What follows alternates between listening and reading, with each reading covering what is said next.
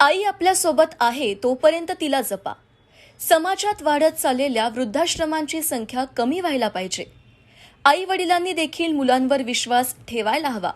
त्यांच्यावर विश्वास ठेवला नाही तर ते काहीच करू शकणार नाहीत.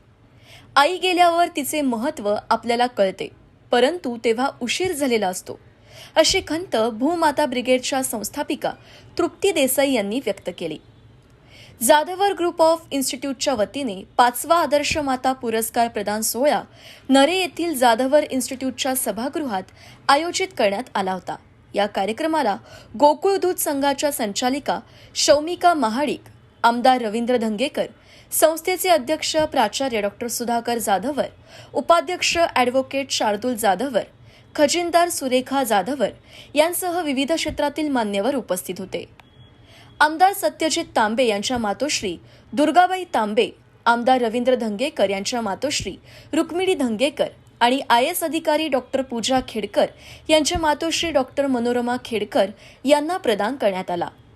सन्मान चिन्ह, सन्मानपत्र, पुणेरी पगडी, साडी असे या पुरस्काराचे स्वरूप होते. शौमिका महाडिक म्हणाल्या की समाजामध्ये वावरताना जेव्हा मोठी झालेली माणसे बघतो तेव्हा त्यांना घडवणाऱ्या त्यांच्या माता असतात, हे विसरता कामा नये. राजकारणामध्ये, प्रशासनामध्ये चांगल्या लोकांनी येणे गरजेचे आहे. बदलत्या काळाप्रमाणे आईची भूमिका देखील बदलली आहे. सगळ्याच गोष्टी आव्हानात्मक झाल्या आहेत. मुलांना चांगले बनवण्यासाठी आपण चांगले बनले पाहिजे. आमदार रवींद्र धंगेकर म्हणाले की समाजातील प्रत्येक माता ही आपलीच माता आहे असे समजून आपण प्रत्येक स्त्रीला आदर द्यायला हवा. कोणत्याही स्त्रीवर अन्याय होणार नाही याची काळजी आपण घ्यायला हवी. दुर्गाबाई तांबे म्हणाल्या की मुलांवर आपण संस्कार करतोच, पण मुले ही आई वडिलांच्या कृतीतून त्यांच्याकडे बघून घडत असतात. आईच्या भूमिकेतून प्रथमच आदर्श माता पुरस्कार मिळाला याचा आनंद होत आहे असेही त्यांनी सांगितले. ॲडव्होकेट शार्दूल जाधवर यांनी प्रास्ताविक केले. प्राचार्य डॉ. सुधाकर जाधवर यांनी आभार मानले. की स्वामी तिन्ही जगाचा आई विना भिकारी. आपल्या इथं बसलेला प्रत्येक व्यक्ती, मगाशी इथं गाणं चालू होतं, हे गाणं चालू असताना सुद्धा मी थोडा इमोशनल झालो की गाण्याचे बोलच इतके चांगले आहेत. आई हा प्रत्येकाच्या जिव्हाळ्याचा विषय हा अत्यंत त्या ठिकाणी असतो. परंतु आज अशी परिस्थिती व्हायला लागलेली आहे की आज आपली 2.5 लोकांची कुटुंब झालेली. म्हणजे जर तुम्ही औंध, बानेर ह्या जर भागामध्ये गेले, 2.5 लोकांचं कुटुंब आहे. एक नवरा, एक बायको, अर्ध लेकरू.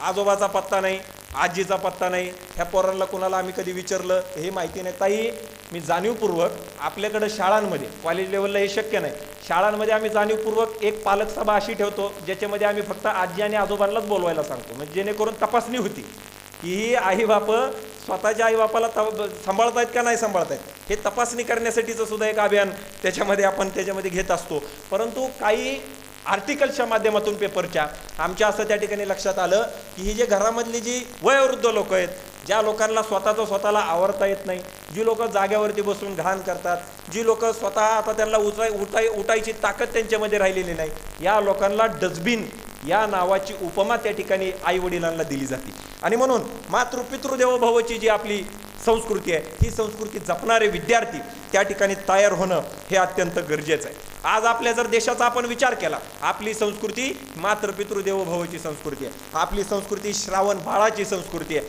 आपली संस्कृती ही भक्त पुंडलिकाची संस्कृती आहे. ज्या वेळेसला भक्त पुंडलिकाची समोर ज्या वेळेसला विठ्ठल अवतरल्यानंतर सुद्धा त्या भक्त पुंडलिकाने त्यांना वीट दिली आणि सांगितलं की मी आत्ता तुम्हाला वेळ देऊ शकत नाही, मी माझ्या आईवडिलांची सेवा करत आहे. आणि त्यावेळेसला विठ्ठल बाजूला उभा राहिले आणि तो भक्त पुंडलिक त्या ठिकाणी आईवडिलांची सेवा करत होता.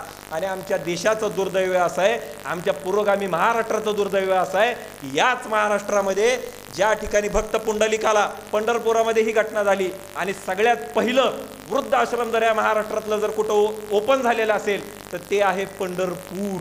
आणि म्हणून ही अत्यंत गंभीर गोष्ट ही आपण त्या ठिकाणी लक्षामध्ये घेणं हे अत्यंत गरजेचं आहे. त्याचबरोबर अहमदपूर त्या ठिकाणी जिल्हा, मला वाटतं परभणी, अहमदपूरसाठी जिल्हा परभणी येत असावा, या ठिकाणी मागे घटना झाली होती. मी मागे ही गोष्ट त्या ठिकाणी सांगितलेली होती की त्या भागामध्ये डॉक्टर गोदमगावकर नावाचे अत्यंत मोठे बालरोग तज्ज्ञ हे त्या ठिकाणी होते, नामांकित व्यक्तिमत्व. त्या भागातली सगळी लोक त्यांच्याकडे त्या ठिकाणी यायची आणि त्यांचे जे मुलं होते हे अमेरिकेमध्ये त्या ठिकाणी डॉक्टरकीचं शिक्षण घ्यायला म्हणून त्या ठिकाणी ते गेले आणि गेल्यानंतर हे वृद्धाश्रमामध्ये राहत होते त्याही वेळेला, कारण सांभाळायला कुणी नव्हतं. ते स्वतः त्या ठिकाणी सगळ्या गोष्टींची, लोकांच्या, रुग्णांची त्या ठिकाणी काळजी घ्यायचे. आणि ज्या वेळेसला त्यांचं निधन झाल्यानंतर यांनी अमेरिकेला फोन लावला की बाबा तुमच्या वडिलांचं निधन झालेलं आहे, ते वारलेले आहेत. त्यावेळेसला त्यांनी तिकडनं सांगितलं की आता आम्हाला यायला वेळ नाही, व्हॉट्सॲपला व्हिडिओ कॉल करा, इथूनच आम्हाला दाखवा, इथूनच आम्ही त्यांच्यावरती अंत्यसंस्कार करतो. ही परिस्थिती आज अत्यंत मोठ्या प्रमाणावरती झालेली आहे.